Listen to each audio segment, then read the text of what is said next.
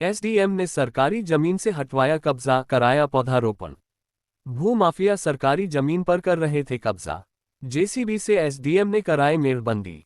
उपजिलाधिकारी फूलपुर संत रंजन श्रीवास्तव ने सरकारी जमीन पर अवैध कब्जे की शिकायत पर शनिवार देर शाम राजस्व टीम के साथ फूलपुर क्षेत्र के इमामगढ़ गांव पहुंचे। वहां पहुंचकर उन्होंने सरकारी जमीन की मापी कराने के बाद अवैध कब्जा हटवाते हुए उक्त भूमि में पौधारोपण करा दिया। गुमकोठी ग्राम सभा के राजस्व ग्राम इमामगढ़ में गाटा संख्या 170 राजस्व अभिलेखों में उस दर्ज है। ये भूमि माहुल पवई जाने वाली सड़क से सटी हुई है।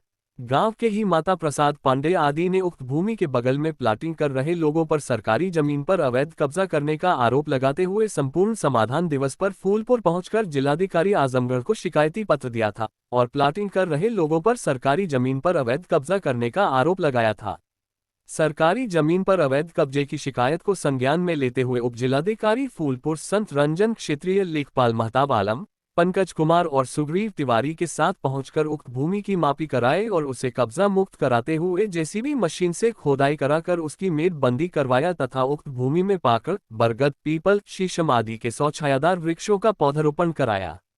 पौधारोपण के बाद इन रोपित पौधों को ग्राम प्रधान दिनेश यादव को सौंपते हुए इनको संरक्षित करने का निर्देश दिया। शिकायतकर्ता ने राजस्व टीम पर समय से सूचना न देने का लगाया आरोप।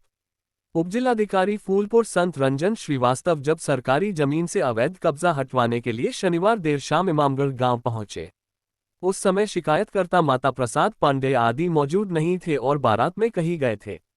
रविवार सुबह आने के बाद उन्होंने ये कहा कि राजस्व विभाग ने समय से यदि सूचना दिया होता तो ग्रामवासी भी मौजूद रहते।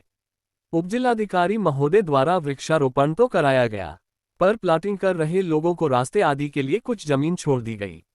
उन्होंने ये भी कहा कि गांव में पहुंचने के बाद एसडीएम ने उन्हें फोन किया, उस समय वे बारात में गए थे। फोन से बात करते समय एसडीएम महोदय की भाषा संयमित नहीं थी।